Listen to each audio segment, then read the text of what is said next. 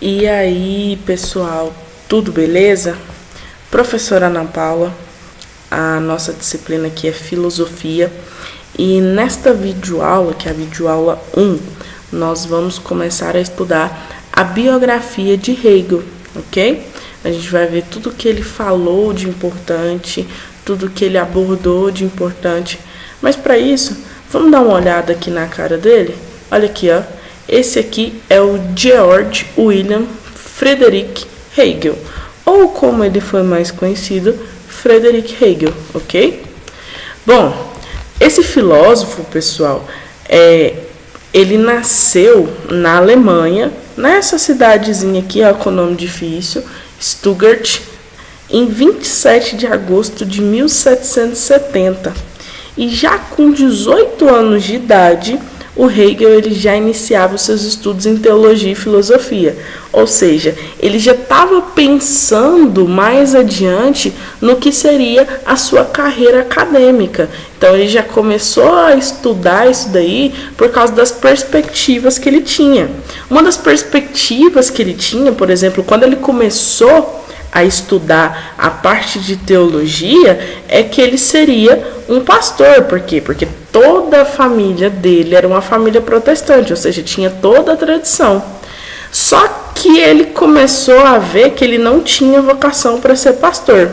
E aí, em 1779, o seu pai faleceu e aí ele herdou um patrimônio do seu pai, ou seja, ele conseguiu condições para que ele pudesse estudar. Veja bem, pessoal, a gente está falando de universidades que eram caras, de estudos que demandavam tempo. Não era simplesmente a pessoa começar a estudar, sentar e falar assim, não, agora eu vou estudar tal coisa. Não funcionava assim. Ele precisava abdicar de muitas coisas. Ele precisava abdicar de ter um trabalho que na época as pessoas achavam que era mais digno que o estudo. Ele precisava abdicar da companhia da família. Então, o fato de ele ter herdado o patrimônio do pai foi o que facilitou os estudos dele, porque ele pôde se dedicar em tempo integral para esses estudos. E isso tornou ele o grande filósofo que ele foi. Bom, durante muitas décadas, o Hegel ele ocupou uma posição muito dominante da história da filosofia.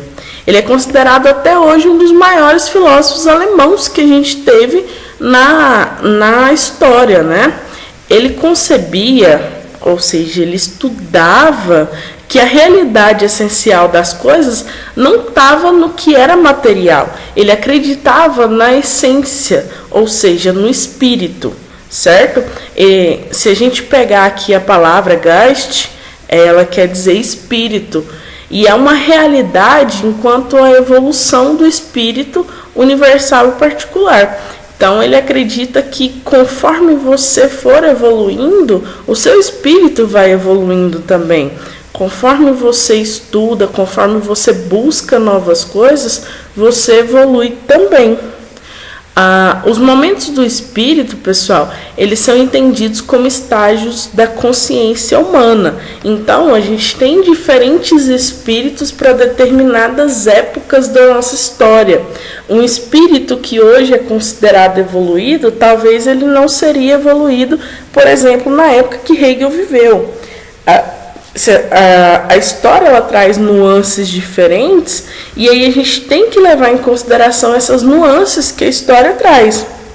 Alguns seres, por exemplo, eles carregam um papel fundamental no movimento desse espírito quando a gente está falando do direcionamento da humanidade.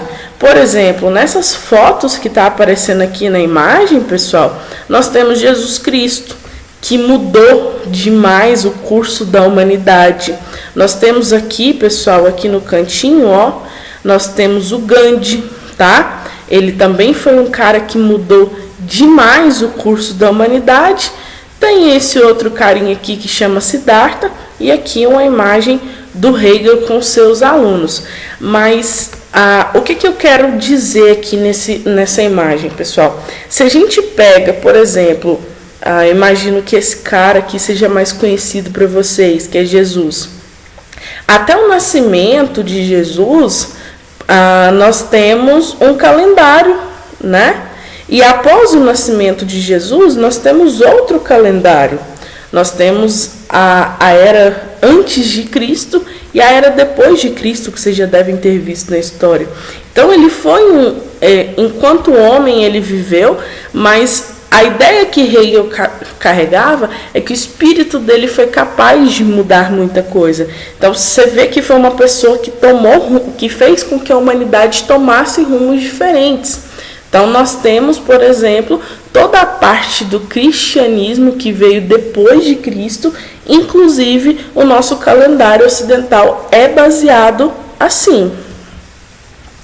Pessoal, mas a gente está falando de espírito, mas como que se manifesta o espírito?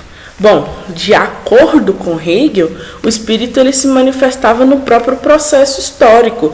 Ele estava sempre em evolução e caminhando para um espaço de superação, ou seja, conforme você evolui, você procura modificar, você procura ser um ser melhor, entendeu? A realidade desse espírito, pessoal, nada mais era do que, nas palavras dele, uma função que a gente pode ver aqui de tese, antítese e a síntese, certo? Lá em produção de texto, vocês já devem ter visto que a nossa tese ela é baseada numa ideia inicial, numa pergunta, e aí, a partir dessa junção da antítese com a tese, a gente consegue fazer a síntese. A partir de novas ideias, da resposta da pergunta inicial, da junção das ideias e da conclusão. Então, como que a gente consegue juntar isso aqui com Hegel, por exemplo? A ideia do Hegel é que o seu espírito ele estava sempre buscando uma antítese para aquela pergunta inicial que ele tinha. Ele estava sempre buscando uma nova ideia. E isso, pessoal, é a questão da evolução. É você estar em constante busca de saber ou de procurar coisas novas, ok? A realidade, pessoal, ela se faz a partir do movimento do próprio espírito. Quando você começa a buscar coisas diferentes, quando você começa a procurar evoluir, você muda as suas perspectivas. Quando você tem aquela vontade de fazer algo diferente, aquela vontade de testar coisas diferentes, de romper com os horizontes, você está fazendo uma evolução do seu espírito de acordo com tudo que o Hegel acreditava. Outra ideia que Hegel trazia, que a gente pode trazer para os dias atuais. O espírito, pessoal, ele pode usar demandas, seres individuais, consciências individuais, para atender certas demandas universais. Como que a gente consegue ver isso no dia a dia? Políticos, eles nunca tentam agradar todos ao mesmo tempo. Se você para pensar, os políticos eles são sempre baseados em grupos. Eles atingem grupos de acordo com aqueles ideais que eles estão propostos a oferecer. E aí, quem tem o maior grupo de apoio acaba sendo eleito, certo? Então, a gente tem essa manifestação, por quê? Porque ele está buscando satisfazer um determinado grupo. Outro exemplo que a gente tem aqui, é o Papa. O Papa, por exemplo, ele busca satisfazer uma demanda. Qual que é a demanda do Papa? Os católicos. Então, ele tem um discurso mais voltado para os católicos. Ele busca satisfazer. Por quê? Porque são as demandas que esse espírito pode fazer. E aí a gente pensa na questão do diálogo e do debate político, tá? Se a gente pensar na história e que cada político ele busca ter um grupo essencial, que ele busca ter um grupo que ele agrade mais, a gente consegue entender, por exemplo, por que acontecem manifestações políticas. Por exemplo, No dia 16 de março de 2016, nós tivemos diversos manifestantes lá na Paulista, na Avenida Paulista, que eles eram contra o governo Dilma e, consequentemente, contra o governo Lula, que já tinha acontecido, já tinha encerrado, e eles estavam gritando pela renúncia da Dilma. Por quê? Porque a Dilma, ela foi um espírito que ela satisfez um determinado grupo, por isso que ela foi eleita, tá? E aí, o grupo que era contrário às ideias dela acabou manifestando o seu desejo, a sua insatisfação e tudo. E a gente tem, por exemplo, os grupos que são a favor dessa demanda que foi apresentada aqui. Nós temos, nessa imagenzinha aqui, nós temos o pessoal que era a favor do governo. Então, o espírito, quando ele está numa consciência, tentando satisfazer uma demanda, ele vai acabar agradando um lado e desagradando o outro. Bom, pessoal, e outra coisa que o Hegel também fala que influencia diretamente nos nossos modos de viver e naquilo que nos cerca. O Hegel, ele acreditava que o espírito ele poderia usar as consciências individuais para satisfazer essa demanda universal, mas como forma de arte, como forma de gênios. Por exemplo, pessoal, nós temos aqui Fred Mercury, Salvador Dalí, temos o Van Gogh, tem diversos outros artistas, fora os que estão aqui, tá? São artistas que eles influenciam diretamente no modo com que você vive. Por que você é influenciado desse modo? Bom, vamos usar o exemplo, por exemplo, de uma tribo de rock. O cara que ele escuta muito rock, que ele participa, geralmente você consegue identificá-lo pelo modo que ele age em sociedade. Isso é manifestado de maneira física. E é interessante você perceber isso, por quê? Porque o artista que está cantando aquela música, que está demonstrando os seus sentimentos, ele atingiu uma pessoa que está pensando como ele, que está vivendo aquele sentimento que ele está demonstrando em música, em forma de quadros, em forma de poesia, em forma de teatro, de novelas e de todas as outras formas que a arte se manifesta. Essas pessoas são, se a gente fosse trazer para os nossos dias atuais, os influencers digitais, certo? Eles são pessoas que têm a capacidade de influenciar pelo modo que elas vivem, ok? O Hegel, ele era um cara que, logicamente, observava muita estética, tá?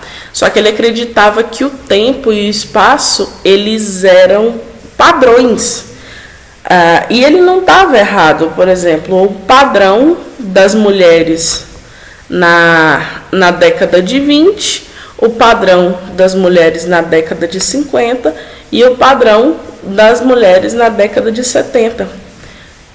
Se você fosse observar, elas estão seguindo um padrão. Estava errado? Não.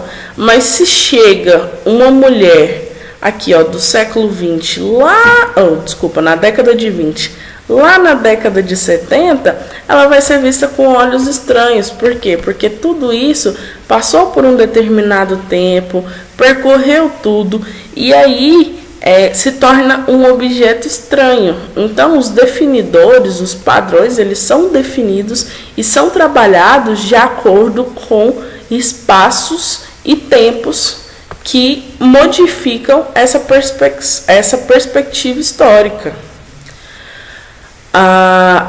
O Hegel também, ele fazia muita diferença da arte com a natureza, certo? A arte era uma forma superior de manifestação do espírito.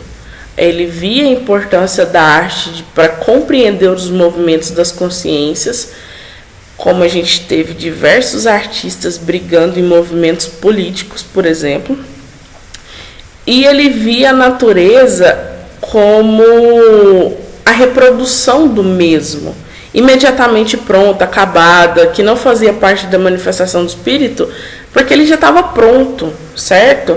Era como se fosse uma queda da ideia, um passado, aquilo que já está feito, que você não precisa modificar. Já a arte era uma coisa que você precisava estar em constante construção, porque você vinha da inserção numa sociedade.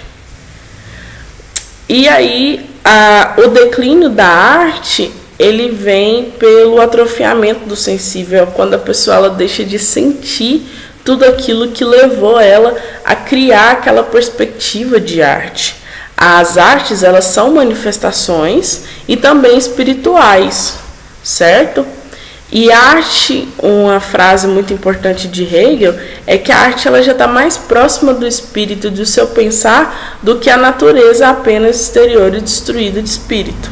Ou seja, quando você se manifesta por meio da arte, você consegue chegar no seu íntimo, você consegue expressar tudo aquilo que o seu espírito quer expressar. Só que a gente não pode esquecer, por exemplo, que a arte ela se inspira na natureza. Não necessariamente ela é uma cópia da natureza, tá? Mas ela vem de uma inspiração, ok? Aqui, por exemplo, nós temos duas imagens, elas são inspiradas. A torre Akbar, ela é uma inspiração de outra torre que é essa em Londres, ok? E é uma cópia? Não, porque não são idênticas, mas são inspirações claras e isso é uma forma de inspiração, ok?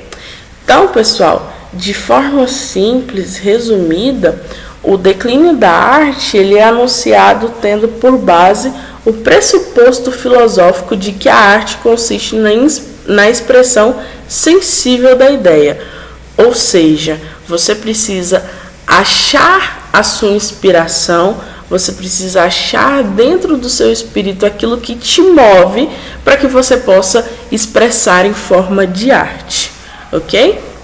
Pessoal, espero que vocês tenham compreendido, ok? Na apostila de vocês vão conseguir resolver a questão 1 e 2. Não se esqueçam de postar lá no Google Classroom, tá? Estou aguardando. Um forte abraço, beijão e até o vídeo 2.